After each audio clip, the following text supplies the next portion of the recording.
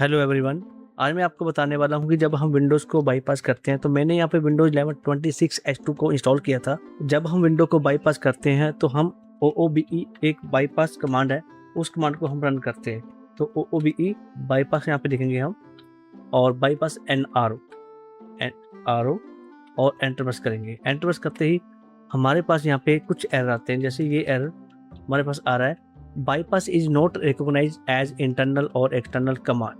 इसका मतलब ये कि मेरी जो बाईपास कमांड है ये विंडोज़ 11 26H2 में नहीं चल रही। तो उसके लिए कि हम एक मेथड लेके आएंगे, उस मेथड के जरिए हम इसको बाईपास करेंगे। तो सबसे पहले हम रजिस्ट्री ओपन करेंगे, इसका नाम देंगे REGEDIT।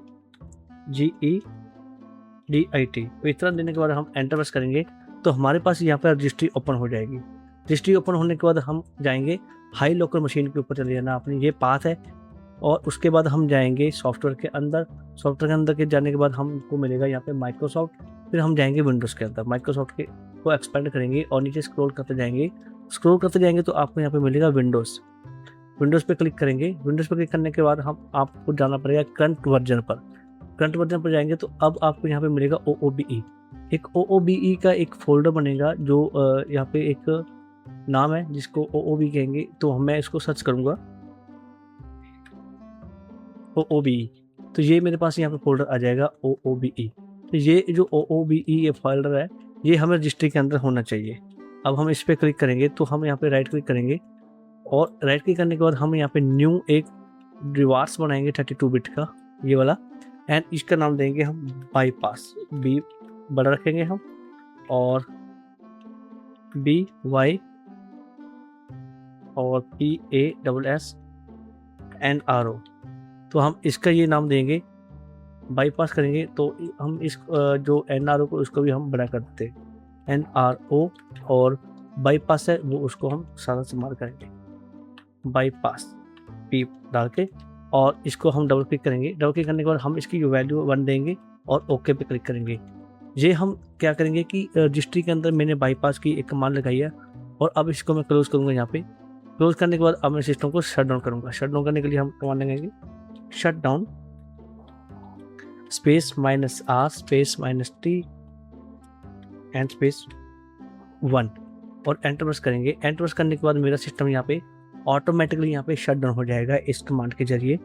तो शट डाउन होने के बाद अब हम देखेंगे कि जो मेरी जो बाईपास है ये मेरी विंडो बाईपास हुई है या नहीं हुई, वो हम चेक करेंगे। क्योंकि मैंने बाईपास के एरर को फिक्स करने के लिए रजिस्ट्री के अंदर ही बाईपास NRO क्रिएट कर दिया। अब विंडो लोगन मेरा आ चुका है। विंडो लोगन आने के बाद अब हम टेस्ट करेंगे ये कमांड।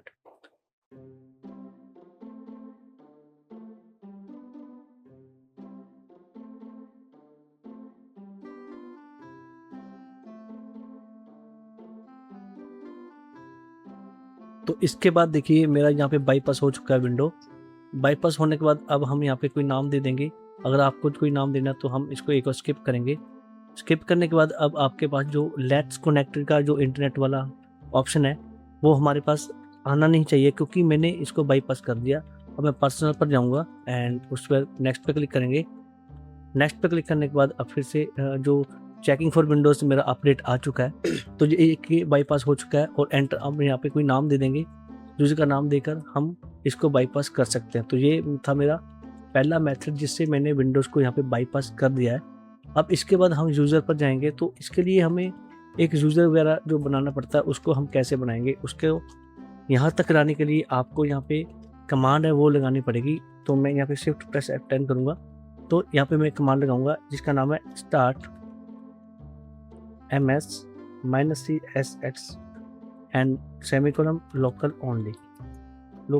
तो ये मेरा यूज़र है, एक लोकल ओनली यूज़र मेरा बनेगा और सिस्टम रिस्टार्ट होने के बाद सीधा ही मेरे को यहाँ पे यूज़र पर ले आएगा। तो ये देखिए विंडोज़ मेरी यहाँ पे रिस्टार्ट हो चुकी है। विंडो रिस्टार्ट होने के बाद अब मैं यहाँ पे देखूंगा कि मेरा जो विंडोज़ का लोगो अब आएगा। तो नेक्स्ट पे क्लिक करेंगे, यस स्किप करेंगे। यहाँ पे स्किप करने के बाद अब मेरा जो इंटरनेट का इंटरनेट आ चुका है। यहाँ तक मेरा सिस्टम यहाँ पे पहुँच चुका है, बाईपास हो चुका है एंड उसके बाद वो आ चुका है। जो यूज़र नेम हमें देना है विंडोज़ 11 ही मैं यहाँ पे दूंगा और नेक्स्ट पे क्लिक करेंगे एंड पासवर्ड वगैरह आप दे सकते हो जो आपने यहाँ पे पासवर्ड देना है।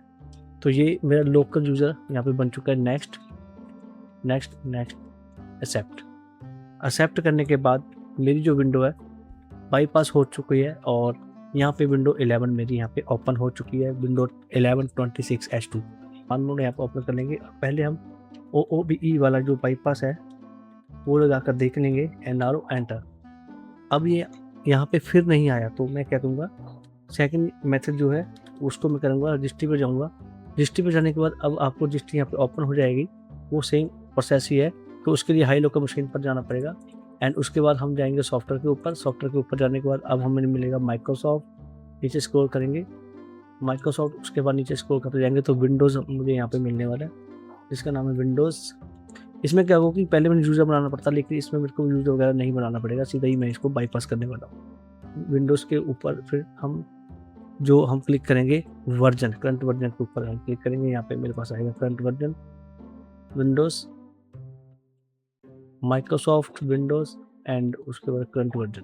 तो ये अगर करंट वर्जन इसको हम स्क्रॉल करेंगे तो यहाँ पे मिलेगा OOBE।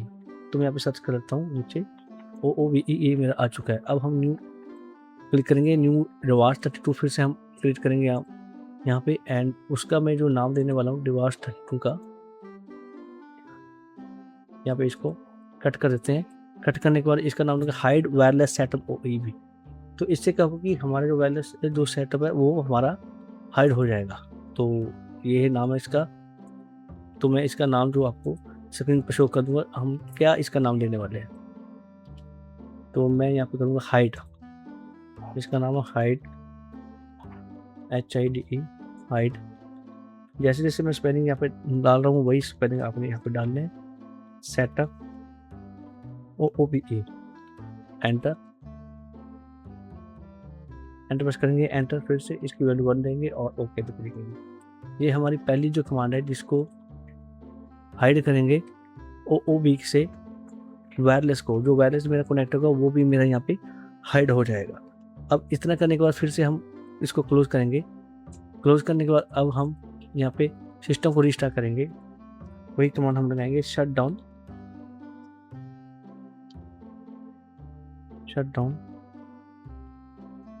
Space -R space -T space 1 और हम यहाँ पे 1 और एंटर प्रेस करेंगे तो मेरा यहाँ सिस्टम रिस्टार्ट हो जाएगा। रिस्टार्ट होने के बाद मेरी विंडो फिर से बाईपास हो जाएगी इस तरीके से आती। तो अब मैं एस्टेबल मोड पर आ चुका हूँ एंड उसके बाद जो सिस्टम मेरा फिर से विंडो लॉगिन होगी। तो जितनी विंडो लॉगिन हो रही है चैनल को लाइक शेयर और सब्सक्राइब भी कर दे, क्योंकि भाइयों अगर आप लाइक शेयर और सब्सक्राइब करेंगे तो मेरे को मोटिवेशन मिलेगा। तो मैं आपको ऐसी ही टिप्स लेके आऊँगा जिससे आप विंडोज़ को ईजिली यूज़ कर सकते हो। तो आप कहीं भी काम करने जाओ तो आपको यहाँ पे कोई प्रॉब्लम नहीं आएगी। तो फिर से यस पे क्लिक करेंगे। यस पे क्लिक करने के बाद फिर वही स्टेप हमारा चलेगा। तो मैं स्टेप को फास्ट फॉरवर्ड कर देता हूँ थोड़ा जल्दी। तो ये मेरा सेकंड मेथड था जिसमें मैंने OOBE बाईपास को यहाँ पे चेक किया। तो मैं यहाँ पे इसको फास्ट कर देता हूँ। फास्ट करने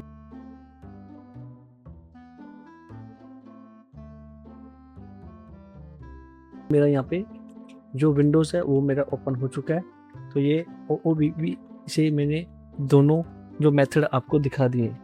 अब मैं क्या करूँगा, अब हम तीसरा मेथड मैं आपको बताने वाला हूँ। उसके लिए क्या करोगे, CMD ओपन करोगे। अगर आपके पास वहाँ पे नहीं होता तो वहाँ पे शिफ्ट F10 प्रेस करने के बाद जो CMD ओपन हो जाएगा। और अब आप यहाँ पे जो CD है OOBE के अंदर जाएंगे। इतने यहाँ पे जाने के बाद अब फिर से हम बाईपास NRO लिखेंगे और एंटर प्रेस करेंगे। तो ये कमांड भी आप वहाँ पे लगा के देख लेना। सीधा ही CD OOB करोगे तो उसके बाद सिस्टम के अंदर चले जाओगे और वहाँ पे लिखोगे आप सिर्फ बाईपास NRO। तो इससे भी आपका सिस्टम बूट हो जाएगा। तो मैंने यहाँ पे सिस्टम को बूट कर लिया, दोनों सिस्टम मेरे यहाँ पे बूट हो चुके हैं। तो ये थी ट्रिक, बाईपास कैसे करते हैं विंडो 1126HT को माइक्रोसॉफ्ट अकाउंट से। तो वीडियो अच्छी लगी हो तो लाइक शेयर और कमेंट जरूर करें। अगर आपको ये कमांड चाहिए तो आप मेरे को कमेंट में लिख सकते हो कमांड, तो मैं आपको यहाँ पे कमांड प्रोवाइड करता हूँ। मिलते हैं नेक्स्ट वीडियो में, तब तक लिए बाय।